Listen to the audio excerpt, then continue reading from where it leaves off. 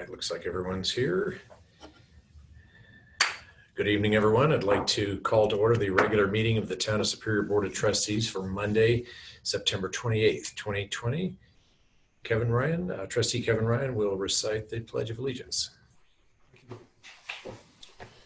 I pledge allegiance to the flag of the United States of America and to the republic for which it stands, one nation, under God, indivisible, with liberty and justice for all.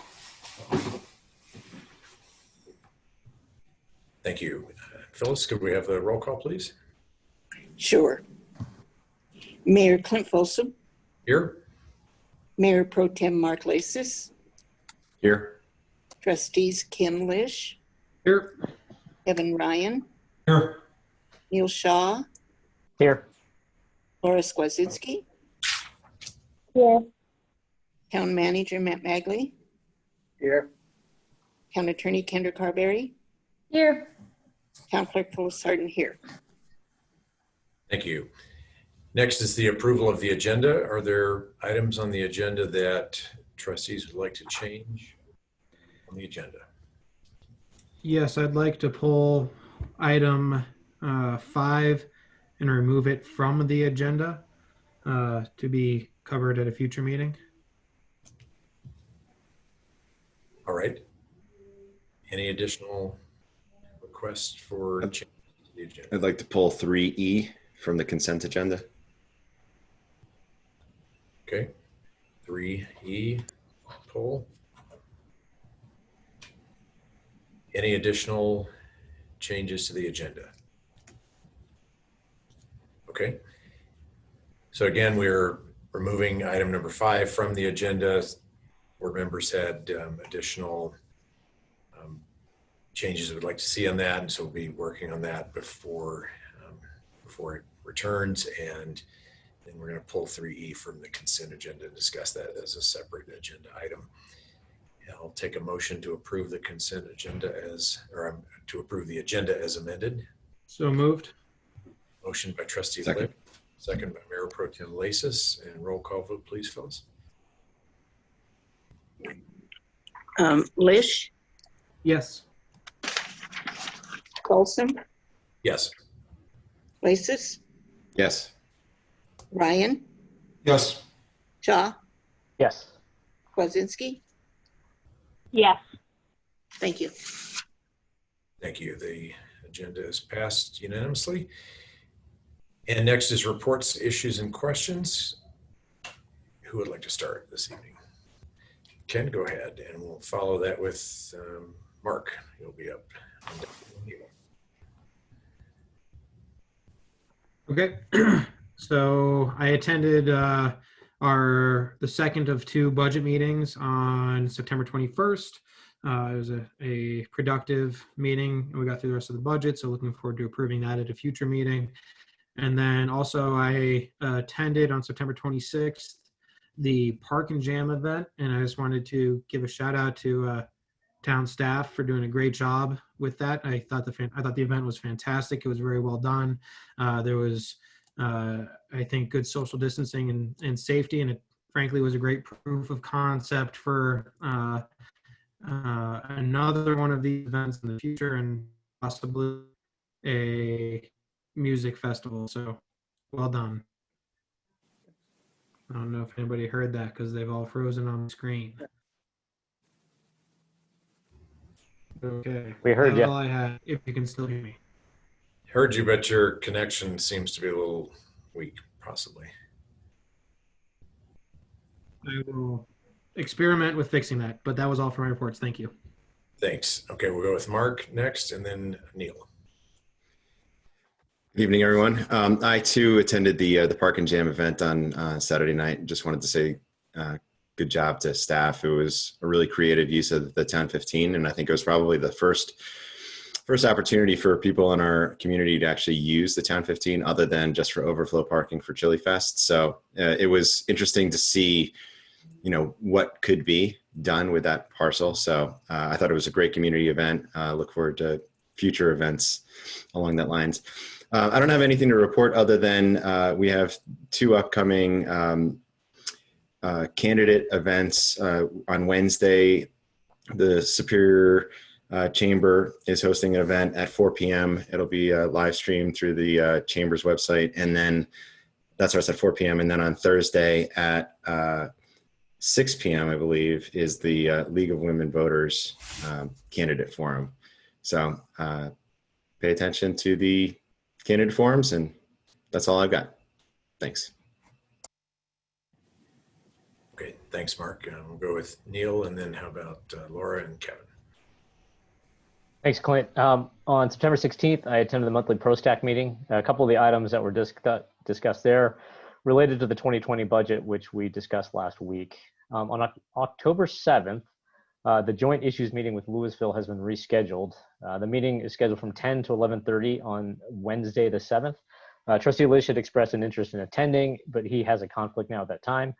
So I'm happy to have anyone else join me on that meeting. Obviously, Sandy used to cover it, and then I think Ken offered up himself, and then it was supposed to have been last Tuesday after the budget meeting, so we've moved it to October. The other sort of Louisville attendees are Caleb Dickinson and Kyle Brown, and then staff members, Heather, Library Director Sharon, and then the Assistant City Manager from Louisville, Megan. And then also, Neil, can you say the date and time again? say that again? Could you say the date and time again? Yeah, it's Wednesday, October 7th, 10 to 11:30 a.m. Yeah, And then- let you know offline. Yeah, perfect. I mean, send a note to me or to Matt or both, either way. And then I also attended the Park and Jam on Saturday. I want to thank staff for the event. And I did hear from a number of people that are really interested in seeing Town 15 used for more events like that. The sunset from that area, spectacular with the music. It was just the perfect night for an event like that. So it went really well. Thanks. Thanks, Neil. And Laura? All right, I will keep my report brief tonight. I just wanted to remind everyone this Friday will be First Friday's coffee chat. It used to be something that Sandy and I hosted together. I will continue to host it the next 2 sessions. If anyone would like to formally co-host the entire time, just let me know and I can get you publicized to the community as a co-host. But otherwise, of course, I know most of you attend anyway, so certainly feel free to join again this Friday. Thanks. Thanks, Laura. And Kevin? A few things, everyone. Glad I was out of town, so was not able to attend the Park and Jam, but heard great feedback, and thank you for everybody on the board that attended and for that feedback. I agree, it sounds like a perfect use and a good proof of concept. As a reminder, we do also, for the really notification for the community, we have a virtual meeting with BVSD tomorrow, and Mike, it's not on the calendar I'm looking at, which I believe is 5:30 p.m. Affirmative head nods. At 5:30 p.m. So if members of the community that are watching would like to send us comments or an area that you would like us to discuss, please let us know, and happy to bring that up with the board. And third, as it relates to the budget, I think all of us, the second budget meeting, the second half of the second meeting went a little faster than any of us expected, or at least than I had expected. So there will not be another meeting before we vote. There are some discrepancies around items that were approved in the work plan for CAPS. And the last time we visited the budget for CAPS. And so I know staff is working with Matt.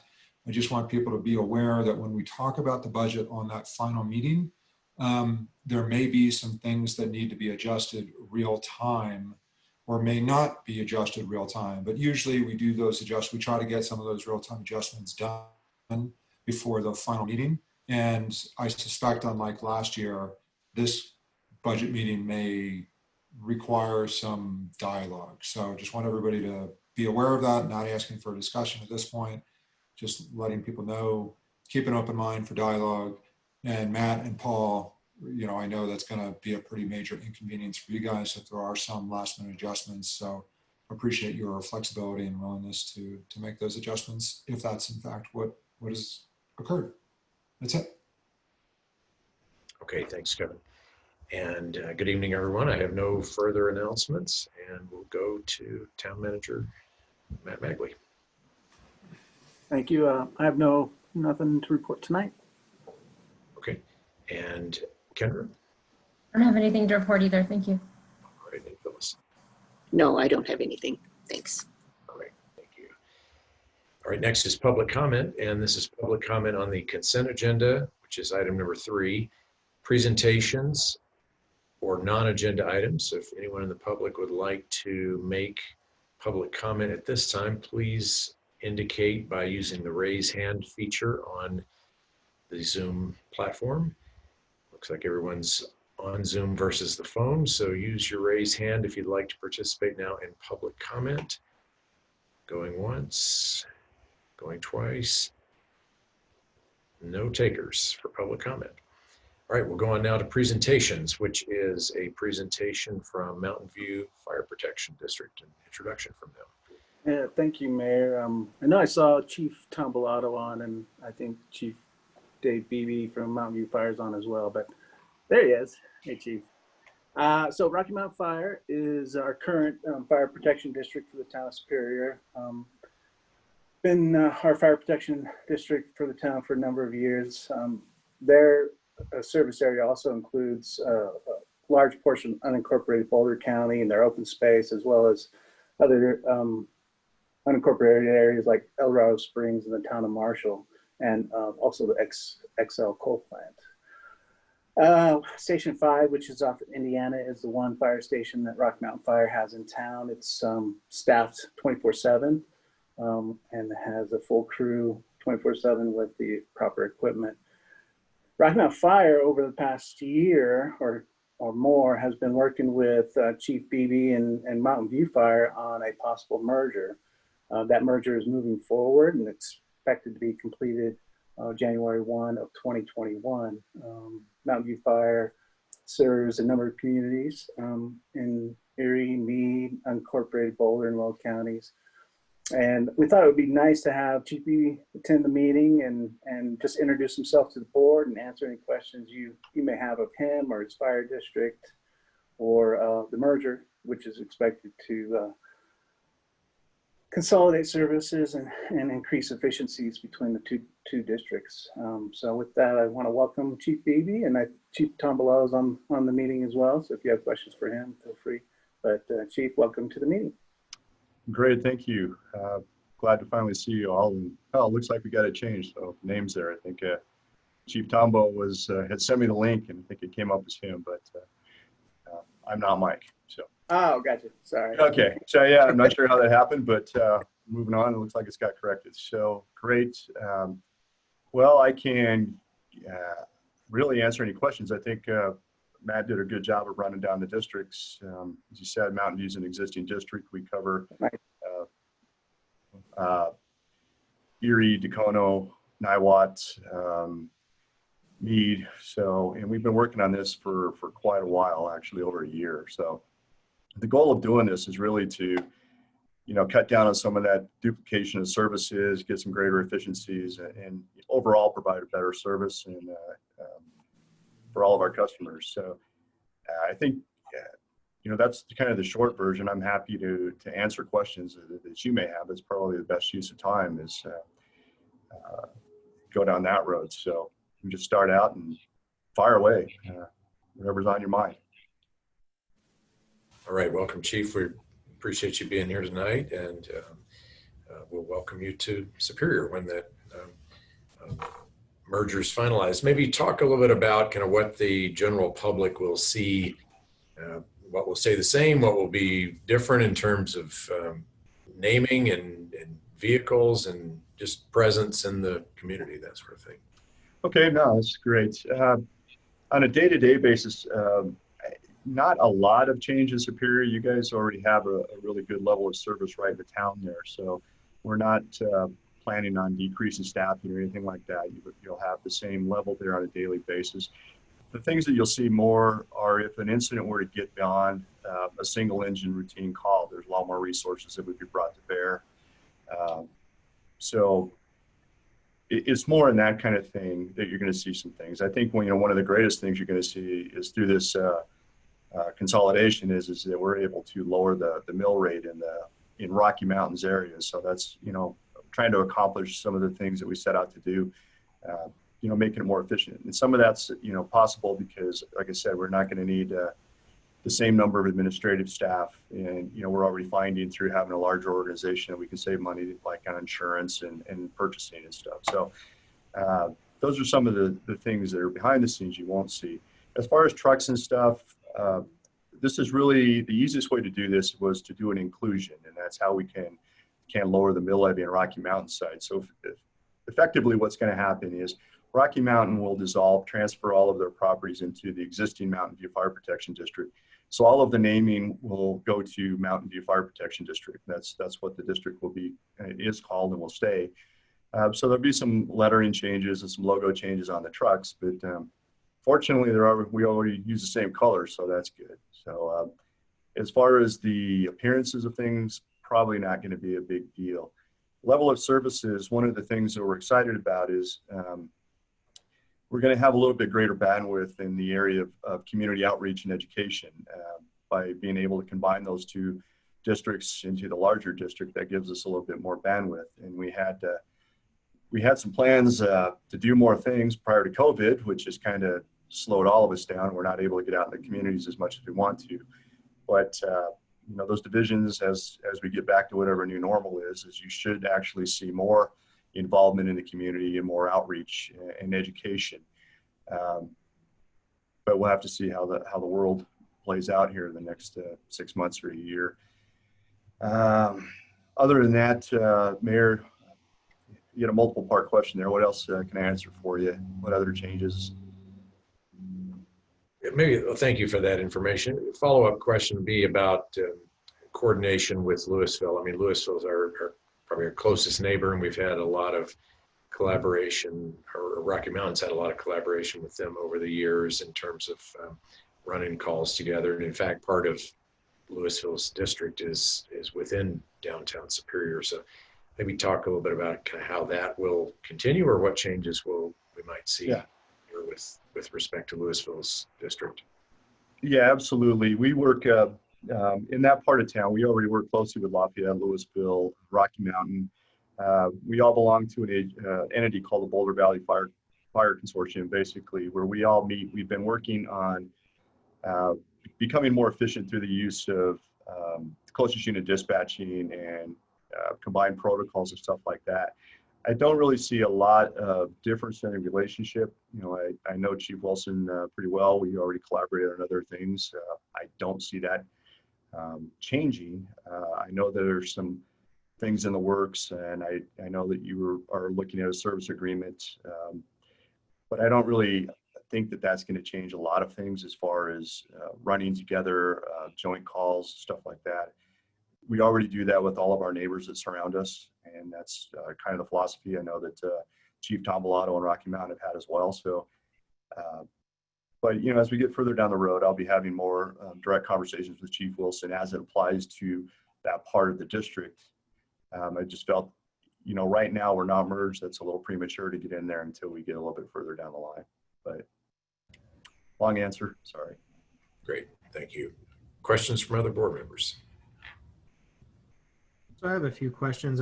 First, Chief Beebe, I really appreciate you being here tonight. Chief Tom Bellato, appreciate you being there as well. Question, I got just a few questions. As far as the merger goes, is there any anticipation that we will see a change in the ISO rating of the newly merged fire department from what either Rocky Mountain or Mountain View is currently rated at? There's a possibility. I understand Rocky Mountain is a 3, Chief, is that correct? Yeah, that's correct. Rocky Mountain is currently a 3, Mountain View is currently at a 2. So there's a possibility that we can lower that down to a 2, but that's going to require us to get in touch with ISO and bring them out and have them do an evaluation. So it is possible. That's what we're shooting for. I believe that we can easily do that, especially in the town where you have great water supplies. And we have the agreements in place to do that. I don't see why that is in any way not attainable. Okay, I think that'd be great. Correct me if I'm wrong. My understanding is that the better the ISO score, the better homes in the area would be covered from an insurance perspective, as far as probably less premiums. in that regard? Is that an accurate statement? Well, it is and it isn't. It depends on the insurance company. There are some insurance companies that use the ISO rating when they determine your insurance rates. And then there are some insurance companies that do their own rating type of a schedule. So it's, like I said, yes and no. It really depends on the insurance company. And so I can't make a blanket statement on that, but you know, whoever we can save money, that's what we'd like to do. And but it is one thing when people go to buy their insurances, they should definitely check with those that do look at that, because we spend taxpayer money to lower that. They should get some benefit for that. I appreciate that. Thanks for the additional context. Another question, something that we've heard from some of our residents is they are fairly active in keeping track of local government, whether it's us, whether it's Rocky Mountain or any other local government entity.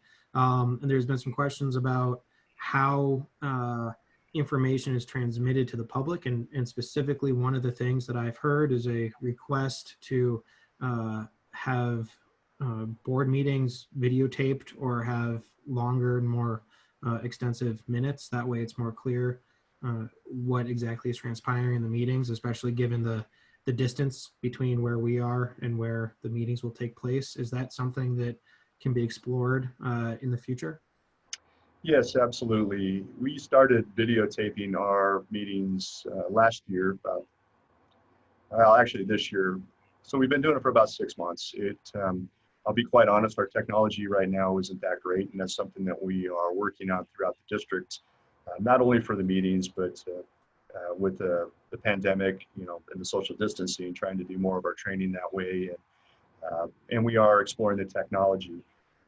So as far as a willingness to do that, there absolutely is. And then, you know, the board of directors and getting with them and trying to, you know, get their needs and on what kind of minutes they want to see. But I'll be honest with you, I have not had any contact from our citizens asking for more detailed minutes in that. And if that's something that's out there, we're absolutely willing to explore that. And if we're not meeting the needs, our goal, and I will say my board of directors has said more than once that transparency is key, and they're very much on board with that. So we do have some work to go down that path. We're willing to do it. It's just going to take us a little bit of time. I appreciate that. And I'll go ahead and volunteer Matt and his staff. I think they've done a great job of figuring out how to get our board meetings taped when we are actually physically in a boardroom and even here electronically and put out to the public. So I'm sure Matt would be happy to have a conversation with you all to help do some brain dumps. And I do have one final question. Is there any intent from the district to place a ballot measure this upcoming fall on the ballot regarding de-Gallagherization? Yes, we are looking at doing that. I know that the state has a ballot measure on there as well. However, we're not, just given the history of state elections, we're not going to pin all of our hopes on that. Right now, the biggest concern that we're having is, if you've been paying attention to this, is they're looking at, from 7.15, they're looking at a drop down to 588. That would cost current Mountain View, that doesn't even include Rocky Mountain, that would be about a $2 million a year hit that we would take if the property values stay the same. You know, I'm sure you're aware that how property values and assessments change, that may be mitigated if the property values go up, but that's approximately a 20% decrease. We're not anticipating property values to increase that 20% to cover that. So our board has done that. Really, I don't have a pulse on what the chances of it passing are, but yes, we are doing that. It's official, it will be on the ballot? Yeah, we had to get it. They just made that decision. Well, they put in the paperwork to do it, but the final decision was at the 2 board meetings ago. So, but we just got all of this stuff finalized last week, as a matter of fact. It was, and we are doing a special election. We were unable to get it on the general election. Okay, I'll just voice my own position on that. That it's a little disappointing to hear that as a new community entering the fire district to not have the opportunity to have a say on such an important measure. I think is frustrating to me and our residents, but I understand the position. Thank you. Thank you. Chief, good evening. Thanks for joining us. I have a handful of questions. First, welcome, kind of not to be almost welcome to the community. First, so one of the most common question we get when people hear about this is, and they realize kind of where you guys are, is the geographic distance. So talk a little bit about that geographic distance, how it will not impact the service level, and you know, clearly not, if we were drawing districts today, I don't think any of us would draw the districts the way they are. And so just Right. speak a little bit of that. I know the answer, but more for the community, please. Okay. The geography, yes, it looks pretty impressive when you look at a map. There is a lot of territory that. However, we are not decreasing the resources that are allocated anywhere in the district. So on a day-to-day basis, for the majority of the single engine calls, it is not going to be an issue at all. We still have all of the same agreements in place with neighborhood agencies for those bigger calls, but you know, covering the distance, I don't really think it's going to be an issue other than, you know, like when I have to get out and go out to Station 4 and, you know, talk to crews or something, that's going to have to take a little bit more time to plan that. But on a day-to-day basis, I don't really see it as being an issue. It's just adding more stations to a system that we already have. In fact, I think we're going to be changing the staffing around and up-staffing one of the stations in Rocky Mountain. So I'm not seeing it. That leads nicely to my next question. Could you talk about staffing?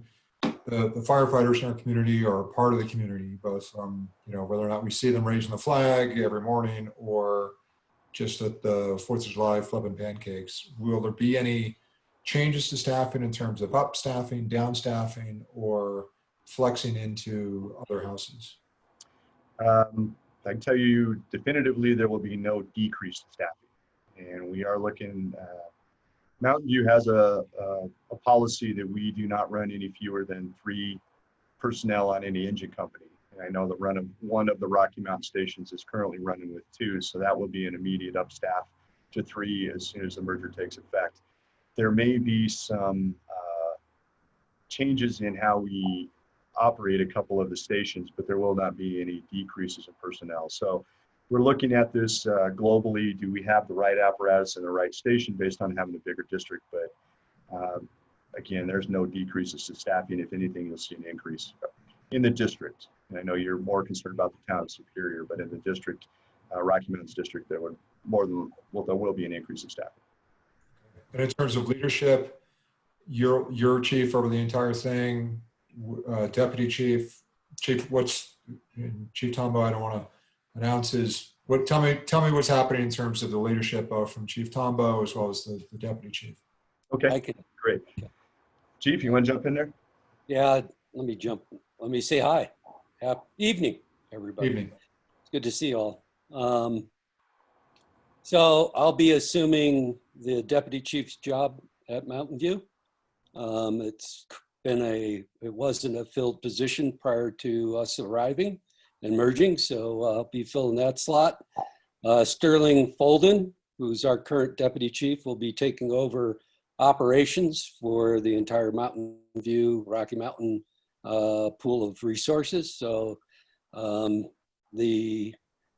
what it's worth, your operations are going to be managed by the same person at Mountain View as they are at Rocky Mountain Fire. Michelle Kelly, who's the fire marshal that your town works with on a daily basis, will remain the same as well.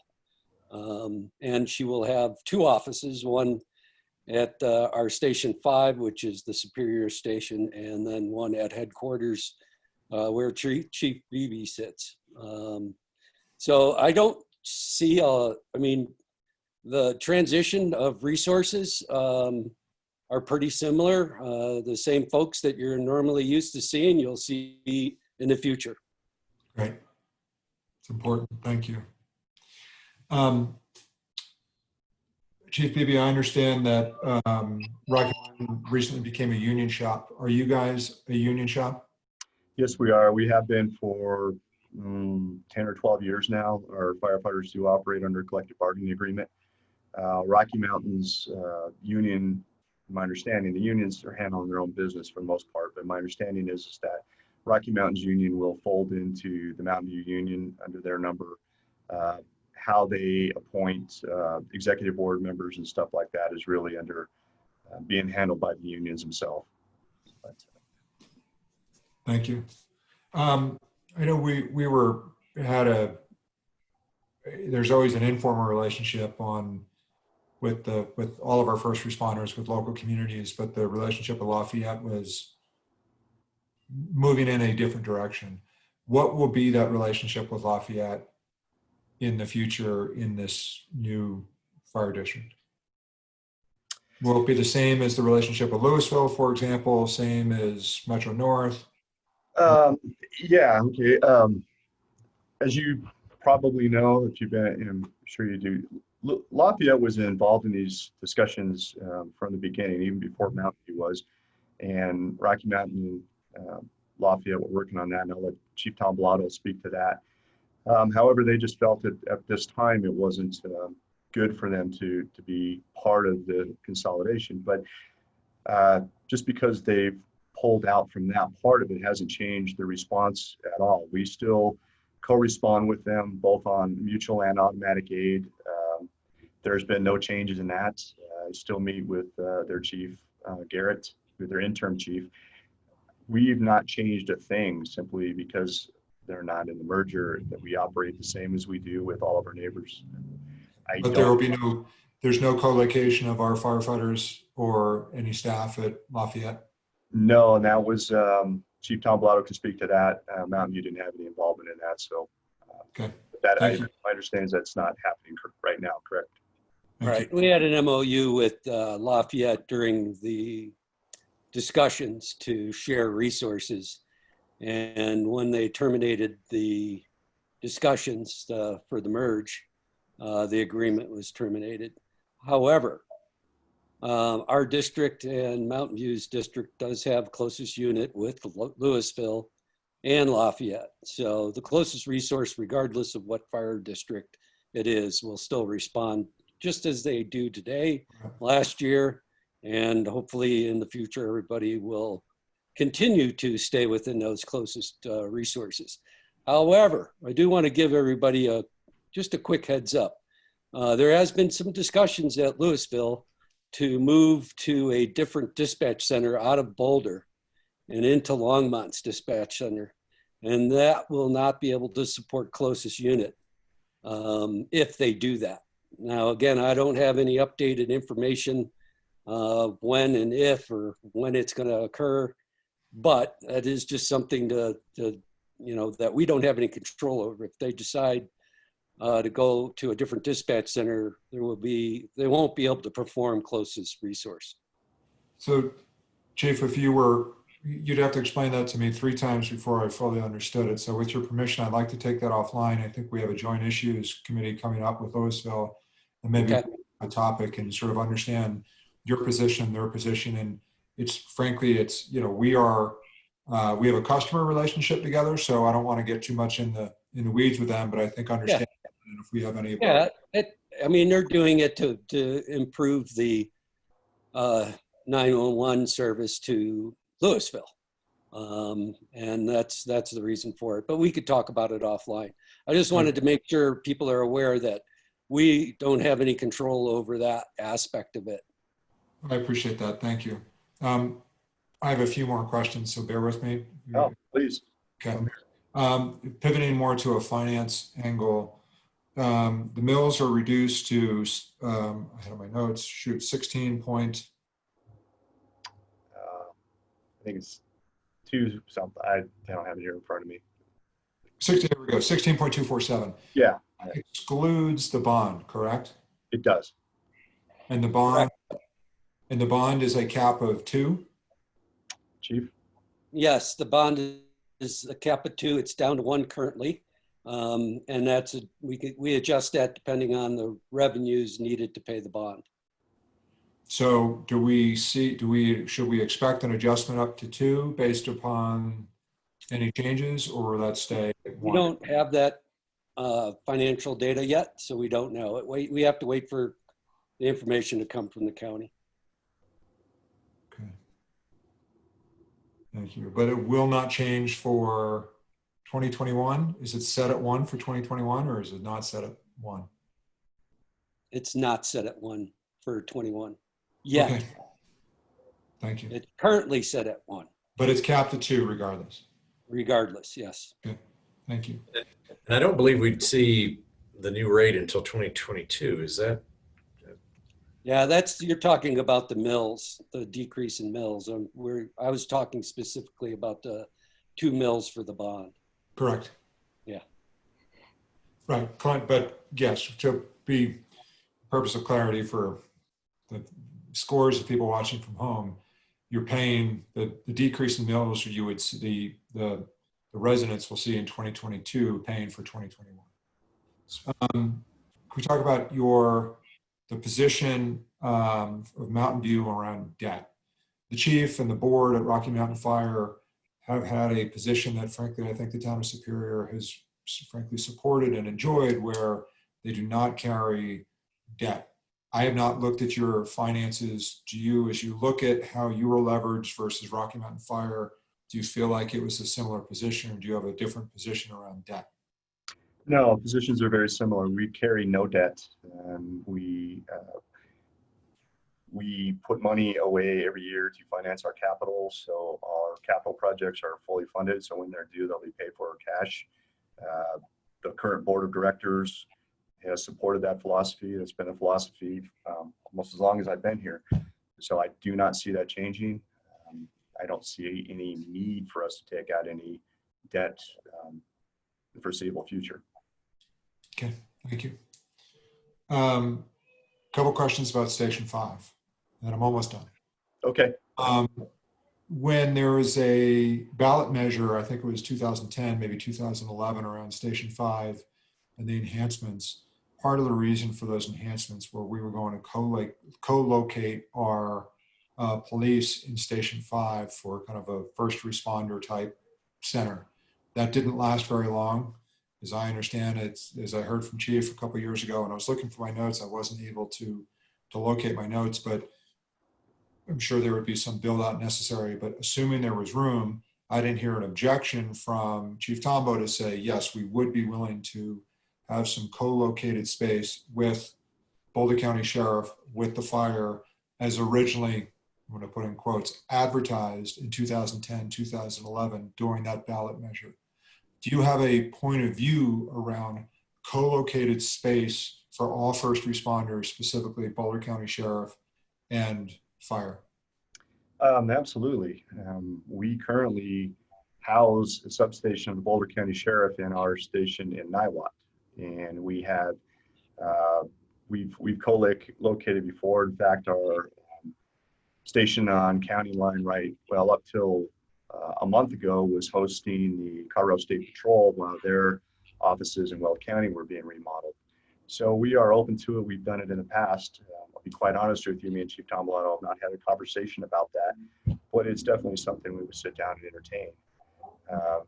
As far as co-locating, our fire station right now in Meade is co-located in the Meade Town Building. So we are no stranger to these collaborative type of issues. We've done it in the past. We're supportive of it. If it works out for everybody and it is more efficient, then we'll definitely sit down and have a conversation. Great, thank you. My last question, I promise, the follow-up to Ken's question around, I believe you said there would be a special election. Do you know the date for that special election? It's a mail-in ballot, so it's on the same timeline as the general election. It's just not the same ballot. Okay, so same timeline, different ballot. Will it be in the same envelope? How does that work? No, it's it'll come in a separate envelope. It needs to be turned in to a separate location. It is a little bit confusing, but that's the way that it worked out with the county.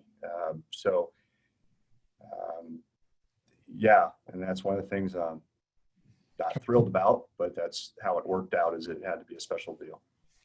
Right, administrivia, deadlines, I get it's, yeah. Elections, I get it. Yeah, it's not an easy field to maneuver. We'd love to see that language as soon as it's available. So okay, great. Thank you. I'll go back on mute so I shut up. Thank you. All right, thanks, Kevin. Anyone else? All right, Chief Beebe and Chief Tombolato, appreciate both of you being here tonight, and we look forward to seeing you back again in the future. All right, thanks for having us. Great, thank you. Nice meeting you all. Look forward to the day we can actually do it in person. So, All right. Hope you guys could flip some pancakes. That's the most important. Yeah, I love we pancakes. missed that for sure. We missed it this year. Hope we'll be back next year. All right. Well, thank you all. Have a good evening. Thank you. Take care. All right, next on our agenda is the consent agenda, item number 3, and we've pulled 3E. So if I can get a motion to approve the consent agenda. So moved. Second. Motion by Mayor Pro Tem Lasis, second by Trustee Lish, and roll call vote, please, Phyllis. Skwazinski, Yes. Shaw, Yes. Ryan, Yes. Lish, Yes. Lasis, Yes. Olson. Yes, Thanks. thank you. Consent agenda, except for item E, passes unanimously. And now we're on to consent agenda 3E, adoption of an ordinance of the Town of Superior to amend section 2-2-20 regarding vacancies to the Board of Trustees. And Mark, you pulled this item. You want to start us off? Yeah, thanks. So I pulled this mainly just to discuss the amount of time the ordinance is drafted currently reflects that the vacancies only need to be filled if there's at least 6 months before the election. And I think that 6 months is too long for us to be operating at a reduced capacity. So my preference would be to change it to 3 months, but I'm certainly willing to entertain a discussion on something that is less than 6 months, but not necessarily 3 months. I just think that this board should have the ability to have 7 members, so we don't have a situation where we have a 3-3 vote. I think we should always have the ability to make a majority vote. I think when we were going through the budgeting process, there were a couple of issues that we were talking about where it looked like the board was kind of deadlocked at 3-3. So I just think best practice, we should have a full board really at all times. But we've had now vacancies emerge in the last 3 election cycles, so this is continuing to be a problem. I think that the town code as written right now doesn't give us discretion. I know that there's a difference of opinion on that, but it says that if there's a vacancy, the board shall make the appointment, but it doesn't set a time frame as to when we're going to make that appointment. So I think a best practice would be that we shall make the appointment, provided that there's more than 3 months before the election. But that's just the way I look at it, and I'm certainly willing to entertain alternatives and have a discussion about it. I And meant to do this. just really quickly, if I could just interrupt, I just want to clarify that the board may always fill the vacancy. This is just when the shall comes into play. So I just want to make sure everybody understood that if there are 179 days left, the board may still fill that vacancy. It's just not mandatory, or it's not stated as mandatory. If everyone knew that, that's great. I just wanted to make sure that was understood. Yeah, that's a good clarification, Kendra, and I appreciate that. I don't like the idea of the board just electing not to. I think that that's just not in the best interest of the community to have an open seat. Kendra, can you remind me, and I meant to look this up, so apologies if I'm supposed to know the answer.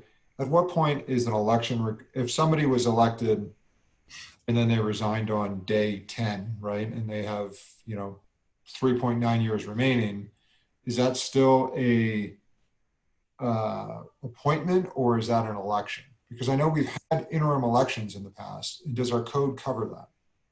It's still an appointment, but it will only be in that case for 2 years. In other words, it's an appointment only until the next election. So if somebody were elected, took office, served 1 week, they would then have, you could appoint someone, but it would only be for a 2-year appointment, if that makes sense. Yeah, it does. Thank you. Sure. There's a neighbor who I thought we had a special election at one point, but maybe I misheard or misremembered, likely. I'll just throw in a comment here. I'm not opposed to the language, but my feeling when we discussed this a couple of weeks ago is that the only change that we needed to make here is to change the word shall to may.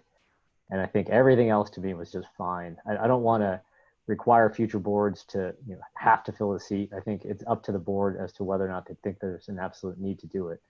I think Mark rightfully pointed out that this section, when it says shall, it sort of obligates the board, although that's so open to interpretation. I think just softening it to may be filled and leave everything else as it was. And then that way, whether it's 6 months, 9 months, 2 years, actually not 2 years, 6 months, 9 months, 900, I can't even do math anymore. A year and a quarter, the board can choose to fill that seat, or if it chooses not to, I think that's its discretion of the board. You raise a point, right? If our old language said shall, and all we've done here is to insert the 180 days, Kendra, would we still, in fact, have that same discretion that you told us 2 weeks ago that we had to not make the appointment? Well, I think that, there's always the practical discretion that I described, which is if you don't have anyone who's volunteering for this, you can't force someone to take office. So, yes, you would have that discretion. But I mean, we can certainly do what Trustee Shaw suggested and simply change it to may. I thought I had direction to do it this way, but again, I can certainly change this on the fly. Just for my point of view, and then I'd love to hear from others, but I agree. I think I agree directionally with Mark. A 7-member board feels like a best practice. And so I'm supportive, whether or not it's 90 or 180 days. I don't have a strong point of view. My question was more of the technical question, because if you told us 2 weeks ago we had that discretion, and now we've added 180 days. If it's 190 days and there is a candidate, would we still have that discretion? Again, yes, I still think you do.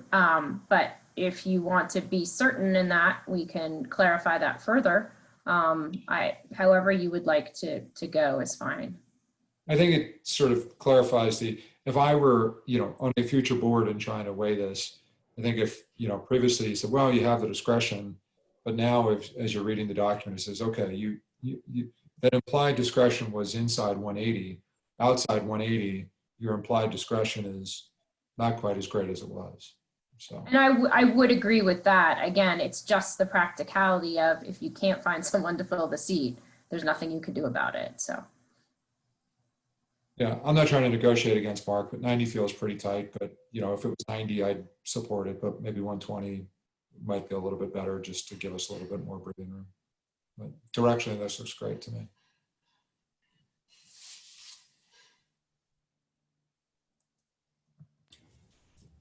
I'm supportive of the 6-month time frame. I think that's a good time frame. I mean, I could support something shorter as well, but I think I think it's adequate as written, and it provides that clarity that we.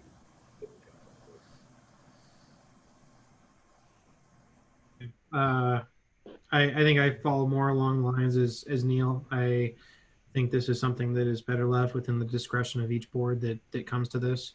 Frankly, I don't think that the part that we're fixing is the part that gave me the most concern. I have more concern along the lines of us being able to appoint somebody without a full and open competition. I think that's a bigger issue and can breed more allegations of impropriety on the board's part than choosing not to fill the position. So I generally think we were already in a fine position the way the language is written.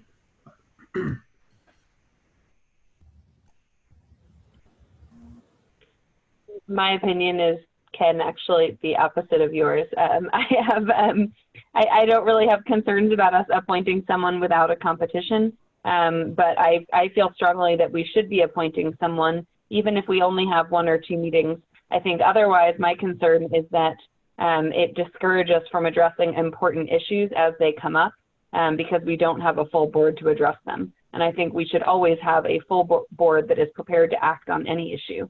I think back to a couple of years ago when we had oil and gas come up in our town, and that was right before the election. Had it been 2 weeks sooner, I would have been really frustrated to see that we didn't have I mean, we did at the time, but if we hadn't had a full board, I think that would have been really problematic. And I think we saw that a little bit in that right after the election, we considered appointing electees early. We considered, how can we make sure we have the resources to get things done with this. So I still consider it very problematic that we now have 2 more meetings before the election and we have 1 vacancy on our board. I look at even today as we're doing the ACES committee appointment voting, we had a tie, which I think is, I don't, it's possible that had we had 7 people, we might not have had a tie. And I would really like us to continue to field a 7-person board. I think that's important. Kendra, I have a question for you. Back to along the lines of Kevin's discretion question.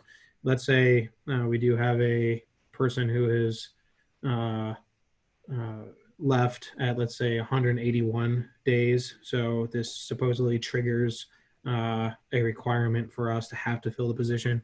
What if we have interest from only a single person, but the single person is just frankly unqualified in the eyes of the entire board? Does the board have the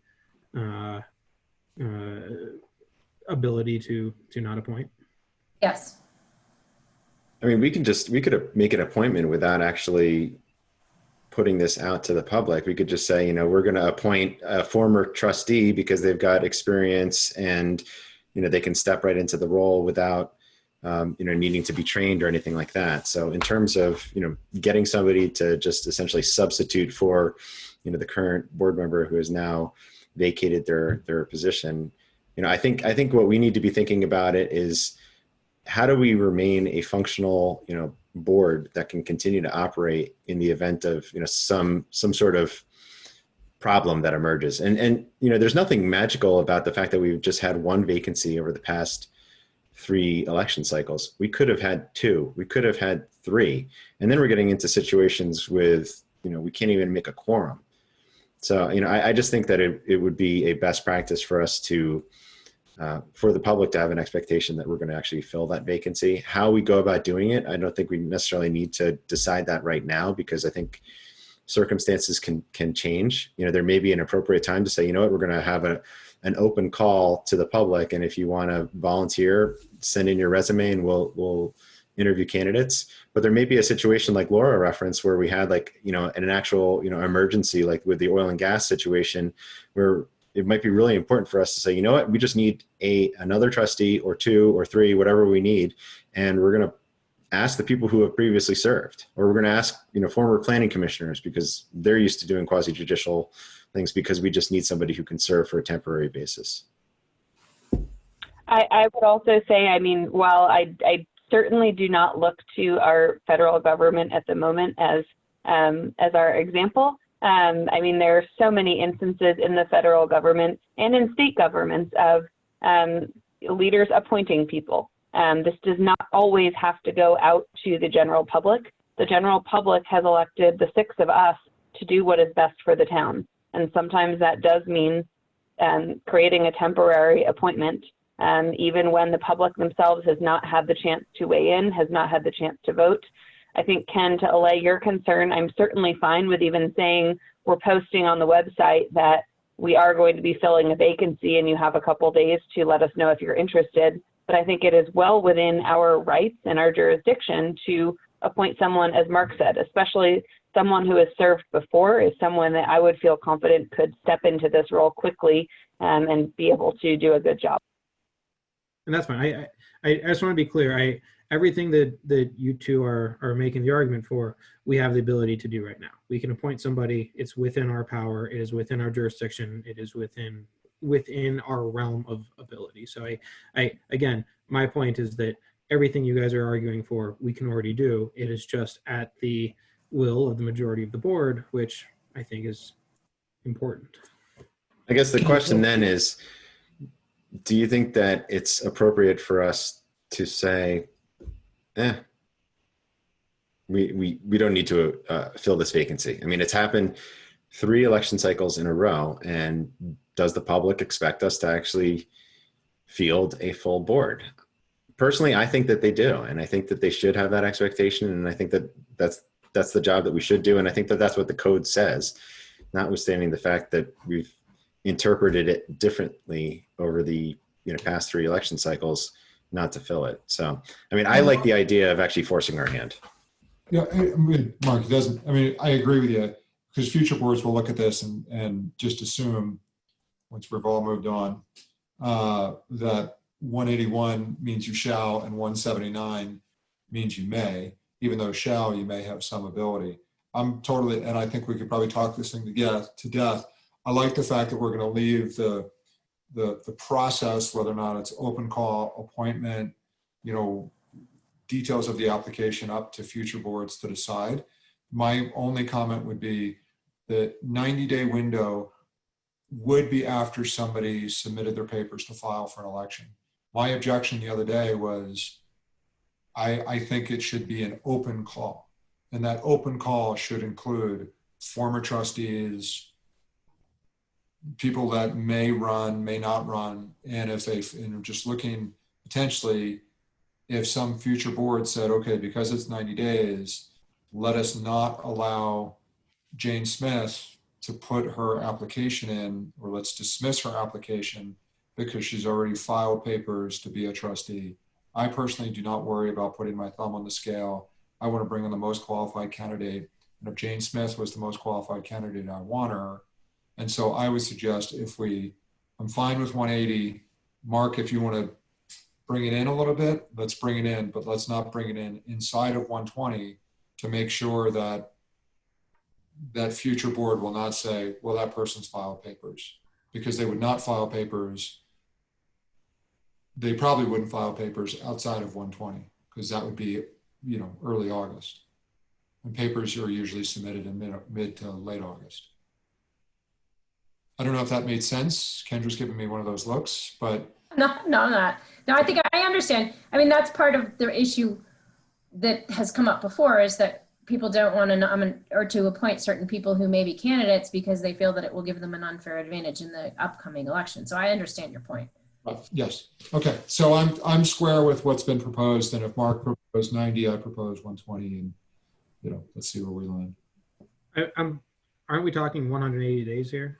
So I'm sorry, Mark, what was yours was originally 90? Is that what I missed that in the beginning? I apologize. I mean, my suggestion was 90. I thought that 6 months was too big a time window. So I thought that 90 days seemed more reasonable, but I'm fine with Trustee Ryan's suggestion here of 120 days. I just want to make sure that we're actually going to make an appointment and not have a vacancy for a prolonged period of time. I'd like to offer an opportunity for public comment on this, since we did pull it from the consent agenda. It's now an agenda item. Is there anyone in the public that would like to make comment on this agenda item? Please signify by using the raise hand feature. Okay, not seeing any final thoughts or comments?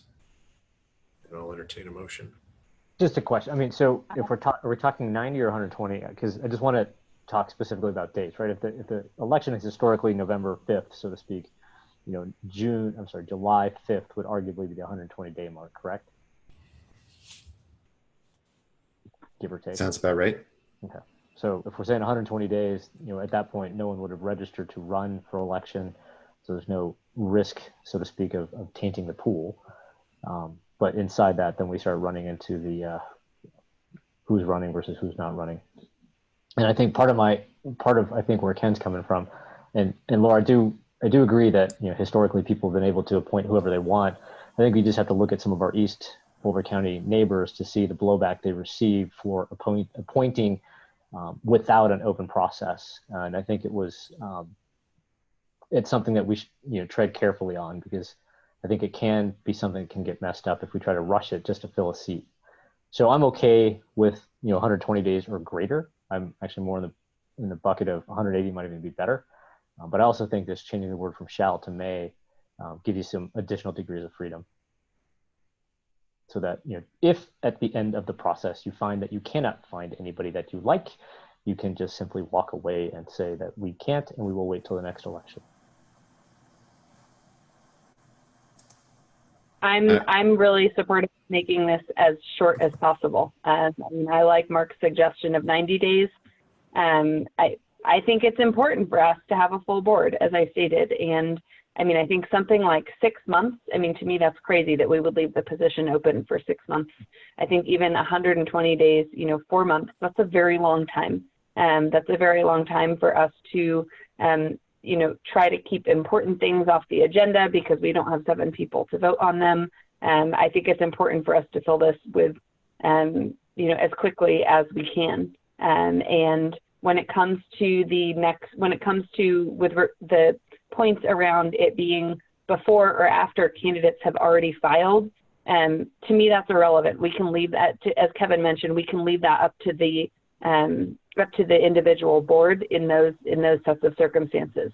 If there are candidates who have already filed, great. The board can either choose to select them or dismiss them based on that particular board's basis. Make a motion.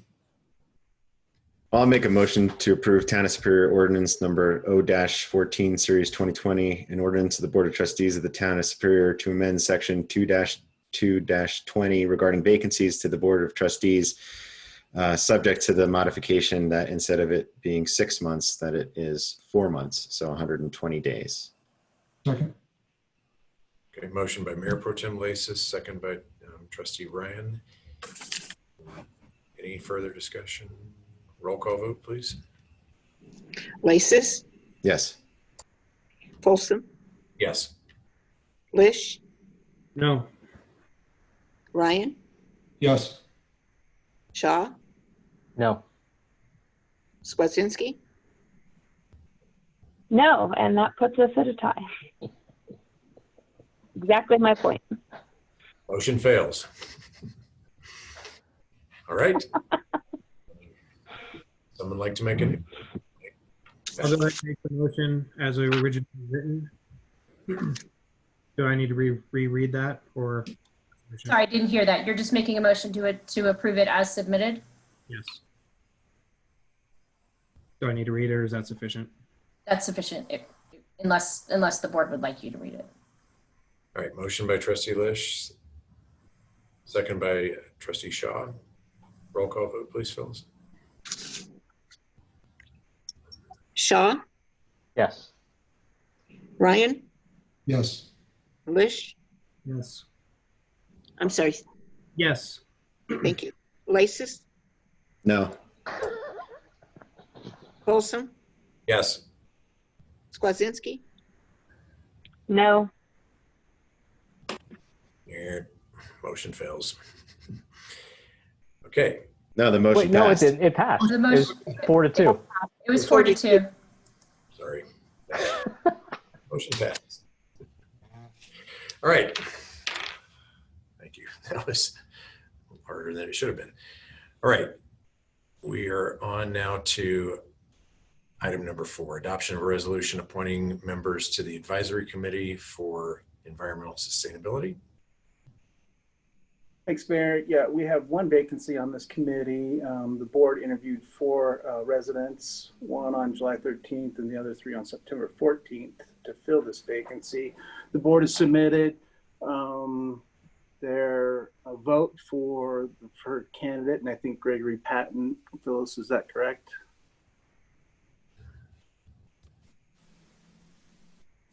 sorry. Yes, that is correct, Gregory. Received the highest number of votes. Yes, All right. Congratulations to Gregory Patton, and thank you to all of the other applicants. I think it's rare when we have that many applicants for one seat, and certainly appreciate the level of interest and encourage those who did not get selected to please do stay involved. You're welcome to attend the meetings,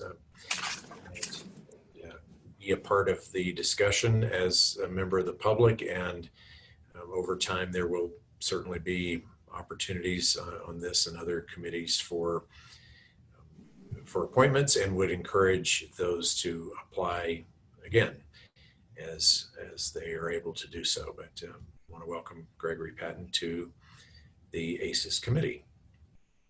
Do we have to read this resolution? Yes, we do. I'll move to approve Town Superior Resolution number R-66, 66. Series 2020, resolution of the Board of Trustees of the Town of Superior making an appointment to the Advisory Committee for Environmental Sustainability.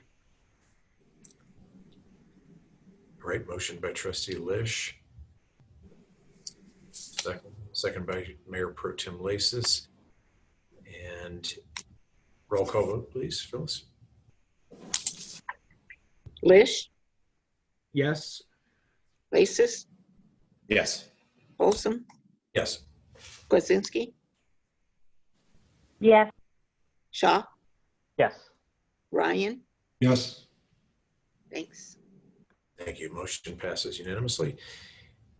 All right, we're on now to item number 5, which was pulled from the agenda at the beginning of the meeting, so there will not be an item number 5. So we're on to item number 6, which is discussion of in-person meetings.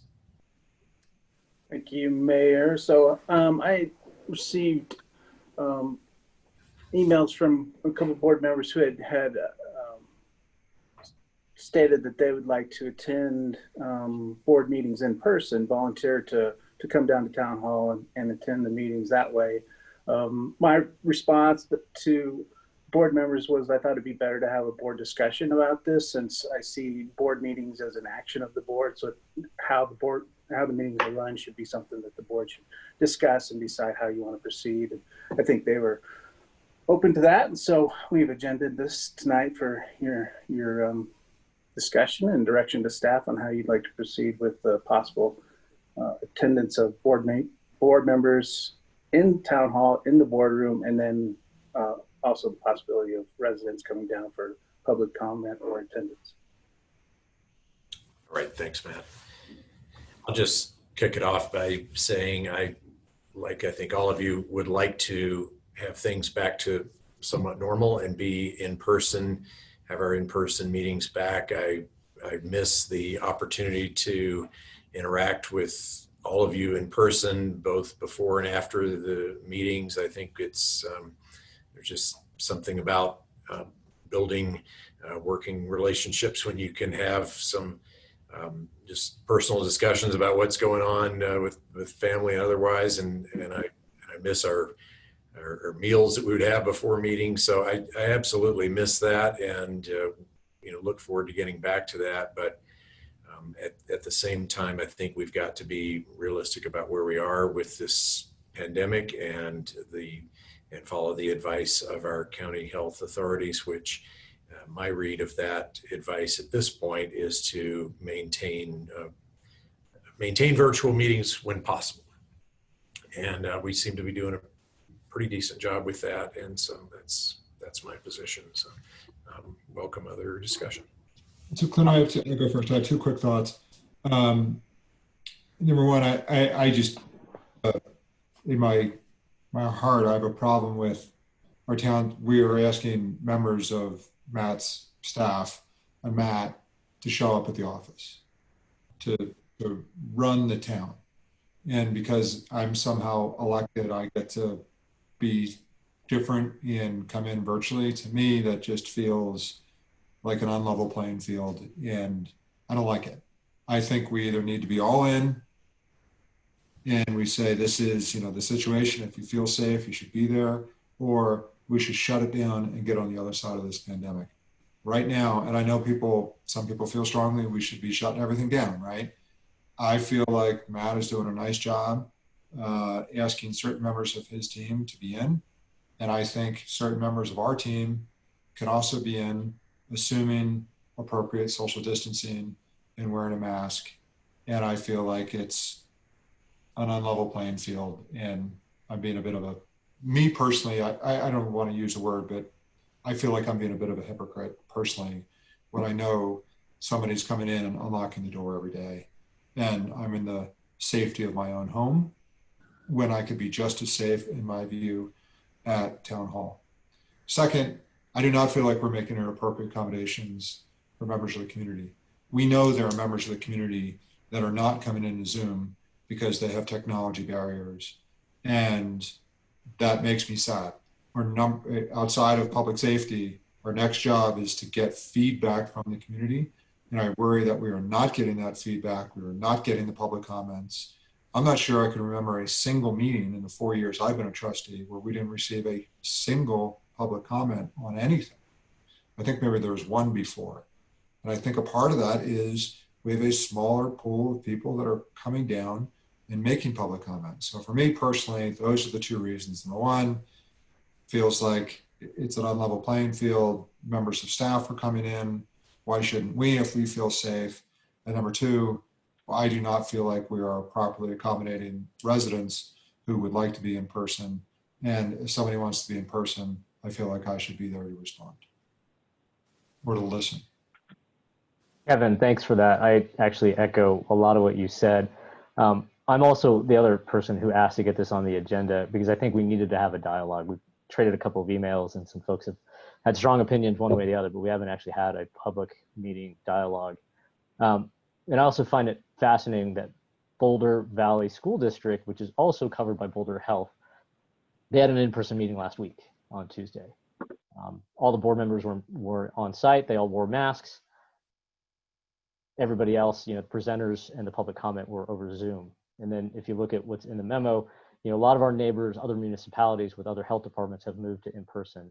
In spite of the governor's order about masks, Arvada is putting up plexiglass between everybody to make that work. So at the end of the day, I think, and what's even more fascinating is as you look at the different health data from county to county to county, as I've been spending far too much time doing, even with the flare up that CU Boulder is having, the relative number of cases that Boulder has are somewhere, or not necessarily the highest in the state. And yet other counties have moved to in-person meetings with appropriate social distancing and masks. I think unfortunately the science is not keeping, it's not keeping pace from county to county in terms of interpretation of the data seems to be inconsistent. All that said, I'm actually really excited that some communities have moved to in-person. They've been able to get resident feedback at those meetings. And I think that is the way that we serve this community.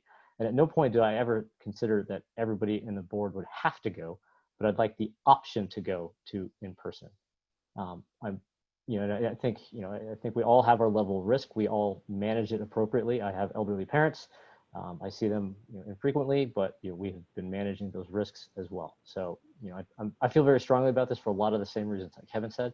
Plus, some of the places I'm going to work. I've been going to the office since May. We manage that appropriately. Everybody in our office has the ability to not come into the office, and they choose to do what they need to. And we actually have a sizable office space, so we're able to stay socially and appropriately distanced. And it turns out our entire office building, we're one of 9 different tenants, and we're all in, I think it's Arapahoe County. So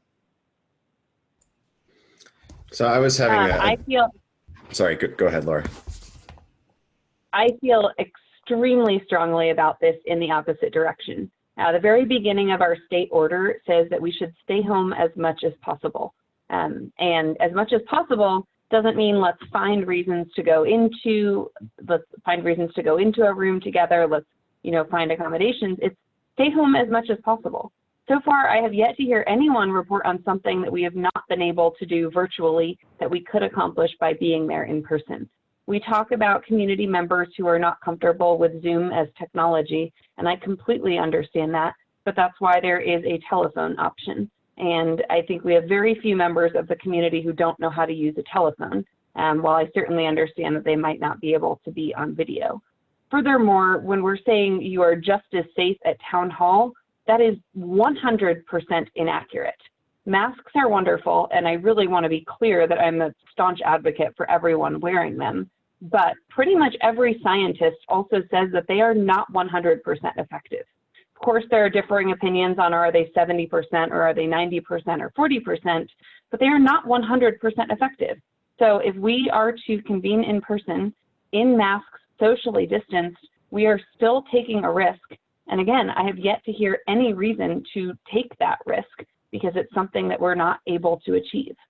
In addition, if we were to convene even 1 or 2 board members at town hall in person, that then forces staff to come in to prepare the meeting just because you want to be there in person. I think the right thing for us to do, also to set an example for our community, is for us to continue to participate virtually.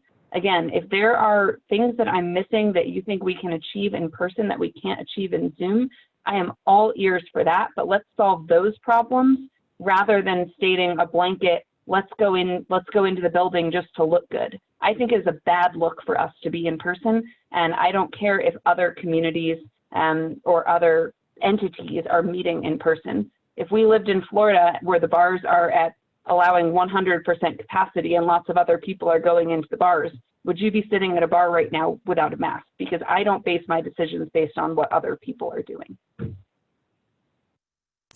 Yeah, I agree with Laura 100%. I think that this is a situation where, you know, in a perfect world, sure, we'd be meeting in person again. And in a perfect world, we wouldn't be dealing with a global pandemic, but it's not a perfect world and we're dealing with a global pandemic. And I think that this is just one of those situations where people are getting tired of it, and understandably so. But, you know, we're going into flu season right now. We're going into, you know, the time of year when people are spending less time outdoors, more time indoors. And, you know, that's why they're anticipating that there's going to be a second and a third wave. I just don't think that we can actually reconcile meeting in person with the current guidance from the state. You know, the governor's executive order and the guidance that has come out says, you know, you can, you don't have to wear a mask when you're in the workplace if you're in an office with the door closed, but if somebody comes into the room, you need to put your mask back on. And then they said on issues where you have cubicles in an open area, you still need to wear masks, and that, you know, plexiglass coverings aren't sufficient. You still need to be masked up, and that applies to common areas like hallways and elevators and break rooms. And, you know, you can take off your mask if you're giving a speech, provided that everybody's 25 feet away from you. And the audience needs to continue to wear masks. So, you know, you know, we would be masked. I watched that BVSD board meeting, Neil, and I was looking at actually the way that they had their room structured. It would be interesting to get the dimensions of what their boardroom is, because they had a significant amount of space between each and every one of them. And I would imagine that boardroom is substantially larger than what we could space at Town Hall. But also, you know, to your point, if BVSD is not allowing members of the public to come in, but, you know, Trustee Ryan is suggesting that it would be, you know, great to have members of the public, you know, come in because they can't participate via Zoom. I agree. I mean, it would be great, but I just don't think that it's safe for us to do so. And I don't think that we can actually comply with the governor's executive order and the guidance that's interpreting it, and meet in Town Hall and have room for the public to come give public comment at Town Hall. So it's like we would be meeting there, but for all intents and purposes, the effect of the public wouldn't be any different, because they would still need to be participating remotely. I think that actually while I do recognize that there are some people who may not necessarily have the same access to technology as all of us and familiarity with the technology, I think that our public comment and attendance has actually gone up. I think we're having more people participate in our meetings because they have the opportunity to actually participate via Zoom. So I think that this is one of those situations where, yes, I would love to be in the room with all of you, with the public. It would be great if we could have our, you know, board dinners before the meetings again, like we used to, but that's just not possible. It's not doable right now. And I don't want us to just let our guard down because we're tired of things. I want to follow the data and the guidance from the health departments. And if they start saying, you know what, it's totally fine to go meet in person, you know, once the actual scientists and the medical professionals are saying that something is different because we've reached a level of herd immunity that, you know, justifies meeting in person, okay, let's reconsider it. But I don't think that there's anything from a data perspective, from a science perspective, that is driving this decision and driving it in a way that's going to be different from, you know, the decision that we made to go remote a couple months ago. So I'm with Laura on this one, and I think that we need to continue meeting remotely until there's some data-driven evidence that compels us to make a different change. So before I get into my views on the actual question at hand, I want to apologize to my fellow board members if when this first came up over email, and I made the suggestion that we not discuss it at the meeting that it was proposed for because of a very heavy workload, that if that turned off the conversation, if that sent the message that this isn't something we should be discussing in a public forum, it was certainly not the intent. It was the intent to ensure that an agenda that had already been heavily scheduled and included a public hearing, we'd be able to get through it and still end our meeting at our 11 o'clock hard stop. So I apologize if that's the way that came off, but I think it's important that we continue to try to maintain trust and a strong working relationship amongst each other. And I know that in the effort to of all of us to try to do what is best for the constituents, I don't think it might have come off very well for members of this board to try to insert in-person meetings without this coming all the way back to the full board.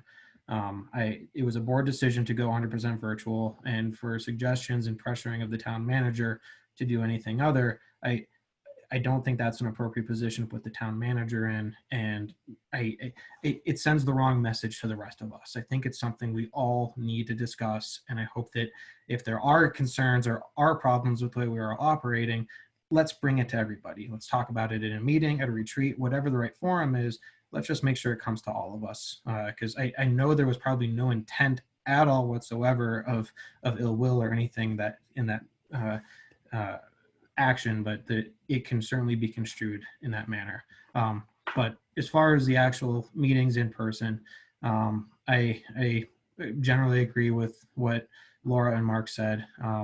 I think it sends the wrong message to the community if we start holding in-person meetings.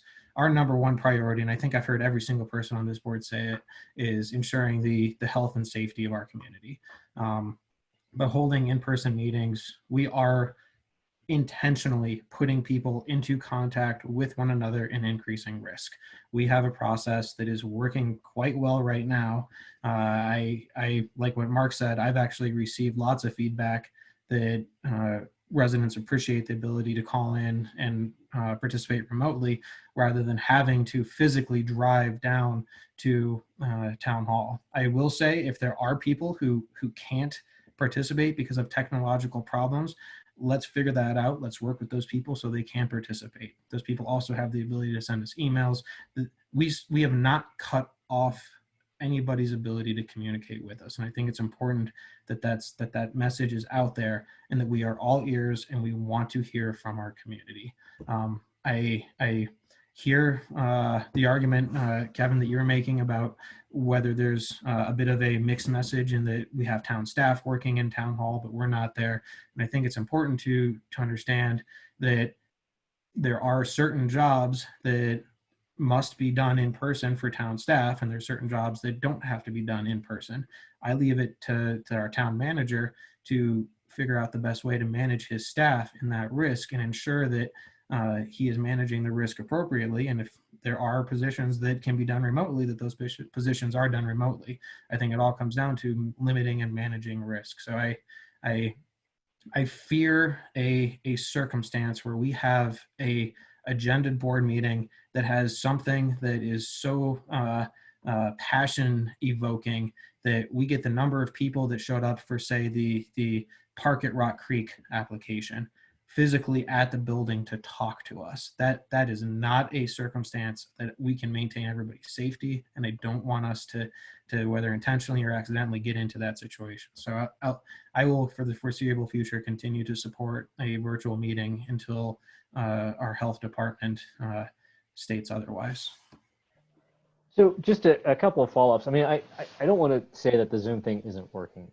I did say, 2 years ago, I think Laura brought this up about a way to find a way for our community to participate remotely. And I think it was a great idea. And then lo and behold, here we are, and it is actually working well. The thing we are missing is video. And I hope that, Matt or Martin or Nadine or someone can find a way to optimize a video for the call-in people, because I think there is something we're losing there. If nothing else out of the COVID pandemic, this should be our way going forward of allowing folks to participate from their homes. But I also, where I'm struggling here is, and I'll support the board. If the board doesn't want to meet in person, it is what it is. I think the issue we're going to have is at some point we're going to get the green light from the county health. And what you're starting to see is county health is allowing schools to go back in. So St. Vrain is going and Boulder Valley is not, at least depending on different dates, right? So they both have extenuating circumstances. We are, as a group, going to have to find a way to look at the data that we're going to get from health and decide how we want to interpret it. Maybe that's not today, but it is coming. And every school district across the state has been going through this for that past few months. They're all looking at data and they're all interpreting it slightly differently within their own community. So obviously the consensus here, it's the majority does not want to meet in person. So and I'm okay with that. I think Kevin brought up a good point. Our staff is the job that they have is to be here for the people. Ours is too. I have no problem with being the only person in town hall, on a hybrid model, if you will, and the rest can work from home. But clearly, that's not the direction we're going. I think we're absolutely comparing apples to oranges here when we're talking about schools versus our ability to meet remotely. I mean, that's like saying in March, hey, doctors, you shouldn't be going in because office workers are staying home. The populations are not the same. Schools are going back not because it is 100% safe to do so, but because there are challenges that, kids are not able to learn as effectively. Again, I would ask the board, my rationale for going back in person will be when the benefit outweighs the risk. I have still not heard a single reason for something that we are not doing effectively over Zoom that we could do in person. We have not heard, I should clarify, I have not heard from any residents who've said, gosh, I really wish I could comment, but I don't know how to use the phone and I can't come in person. If we get those comments, to Kim's point, first, my preference to minimize risk would be, why don't we teach people how to call into a meeting? That's an easy fix for that. But, unless there's an actual challenge, why are we trying to solution something when we don't have a problem? Okay, good discussion. And I think over time, we will look back and this whole event will have forced some new practices of the way we do business. And I think it will, some things that we were resisting pre-COVID, remote attendance at meetings by board members and remote attendance by the public. I think that will be perfectly acceptable, perhaps going forward. And so that could be a good takeaway. But in the interim, I'm supportive of just continuing this way. I think if we, if some or all of us were in masks, it's much harder to speak and understand people in masks, and having a sneeze guard in between us is just, I'm just not, I don't think that is the best way for us to do our job. And our job is to have effective meetings.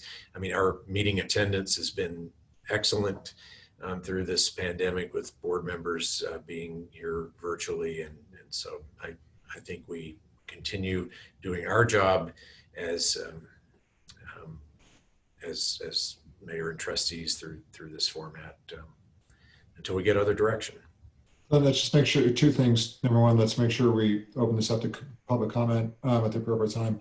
And second, it is sometimes difficult to hear somebody through a mask, but doctors and nurses have figured this out, and they could effectively communicate in an OR on some critical life saving items. So I'm not worried about the proper enunciation of how I sound. I think we can all figure it out through a mask. So that, but if we're making a data-driven decision, that's fine. And I, of course, will go with the will of the board. But I just want to sort of, on the enunciation and difficult to hear somebody, I think we can get past that anyway. But I wanted to just remind you for public comment, please.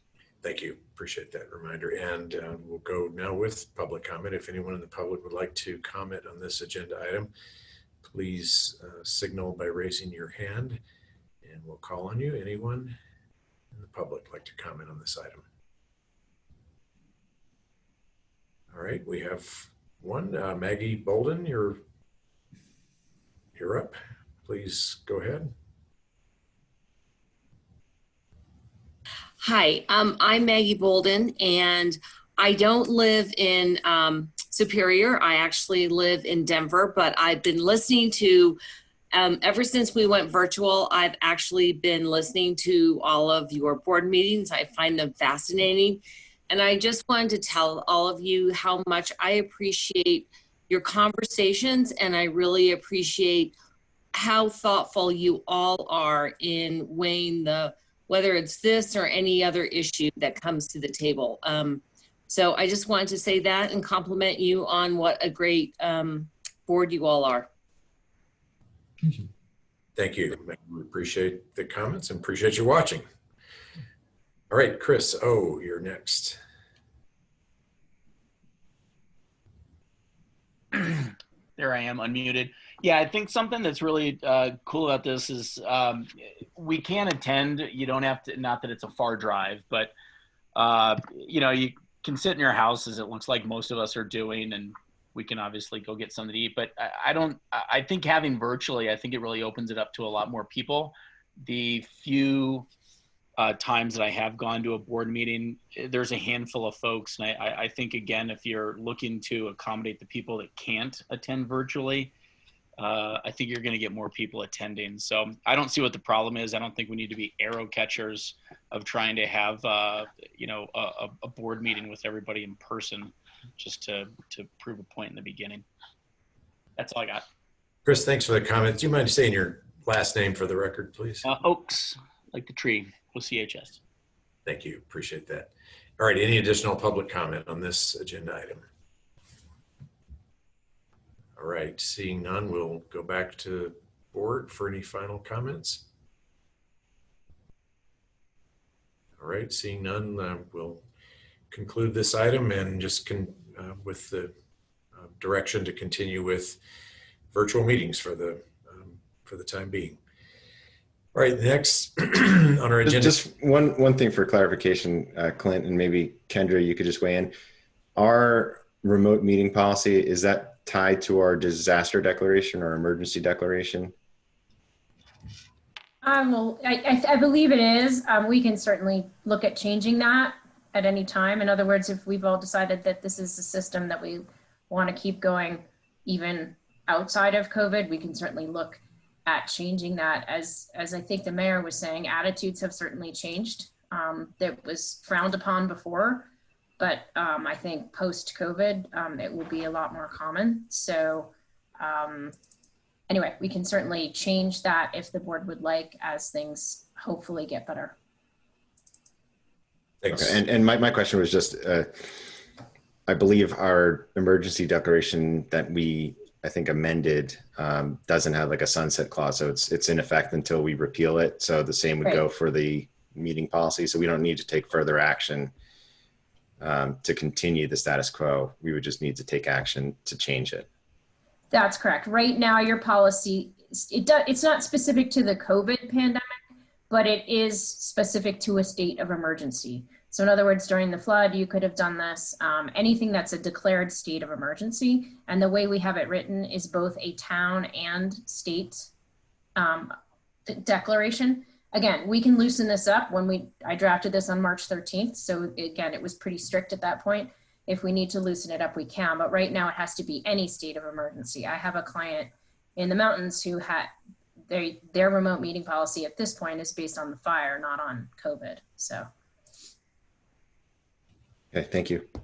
Kendra, as a follow-up to that, for purposes of the board and the public, at the next meeting, if you could provide an update just on what perhaps other communities are doing with the state of emergency, just kind of where they are in the state of emergency, or any of them talking about repealing it, and or just any updates that you might have from Sure. Sure, I can tell you right now that none of my clients are even considering repealing it at the moment, but yes, I can certainly update you on that. Okay, thank you. Sure. All right, anyone have anything else?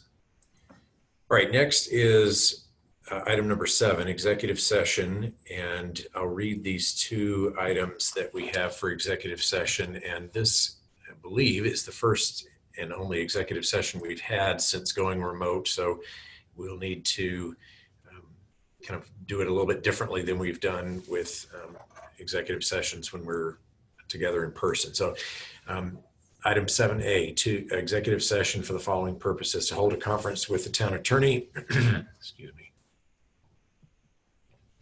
to receive legal advice on specific legal questions pursuant to CRS 24-64024B regarding petition requirements, and 7B, to consider personnel matters not involving any specific employees who have requested discussion of the matter in open session, any member of this body or any elected official, the appointment of any person to fill an office by this body or an elected official, or personnel policies that do not require the discussion of matters personal to particular employees pursuant to CRS 24-64024F regarding town managers' evaluations, and to determine positions relative to matters that may be subject to negotiations, determine positions relative to matters may be subject to negotiations, develop a strategy for negotiations, and or instruct negotiators pursuant to CRS 24-64024E regarding town attorney's evaluation.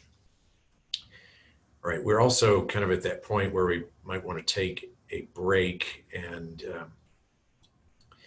maybe we can do the break kind of in conjunction with going into the executive session, because what's going to happen in the executive session, just for members of the public and board members, is Phyllis will be recording the audio only.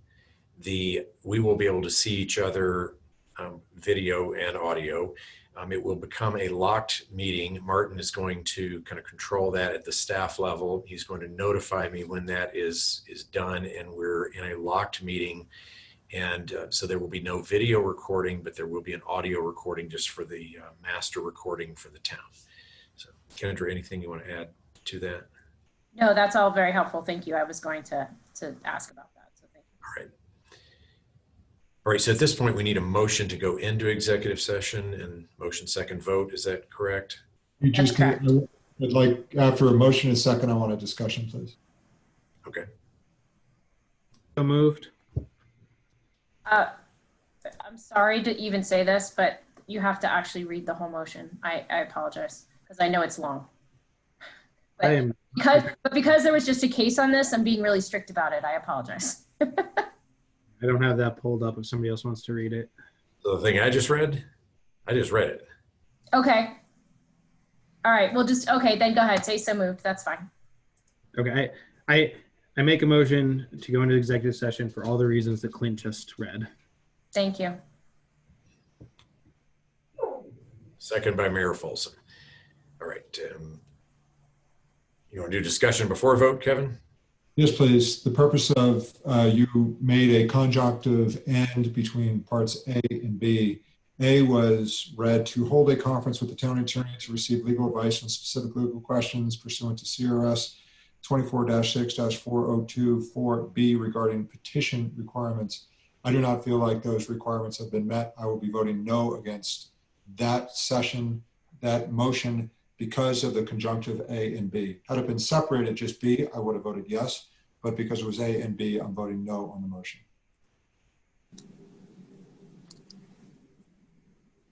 Okay. So you're supportive of going into executive session for the personnel discussion, but not for the petition discussion?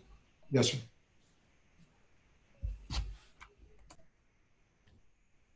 Okay, does anyone else share that? And we could perhaps retract the motion and redo the motion to, or just have or to have a open discussion about 7A.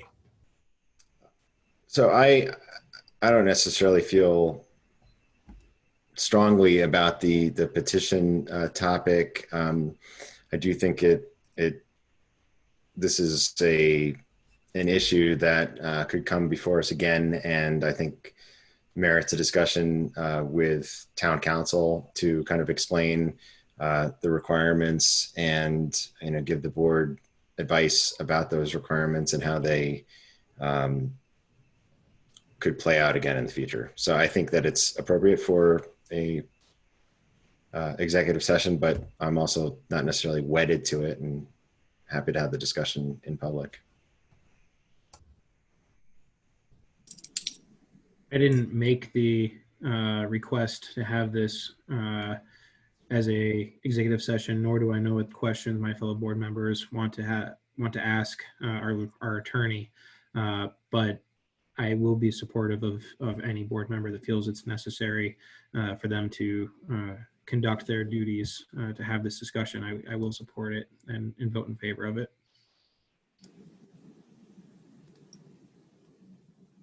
Okay, any further discussion? Okay, Phyllis, if you could, we have a motion and a second to go into executive session for A and B. Phyllis, if you could conduct a roll call vote, please, for that motion. Folsom, Yes? Lish, Yes. Ryan, No. Shaw, Yes. Skwasinski, Yes. Lasis, sorry. Yes. Okay. All right, thank you. Motion passes. And so we're now in executive session. If we could, during the transition period here, again, the public will be turned off. And during this transition period, if board members would like to take a 5-minute break, we will convene back here in 5 minutes and do 7A.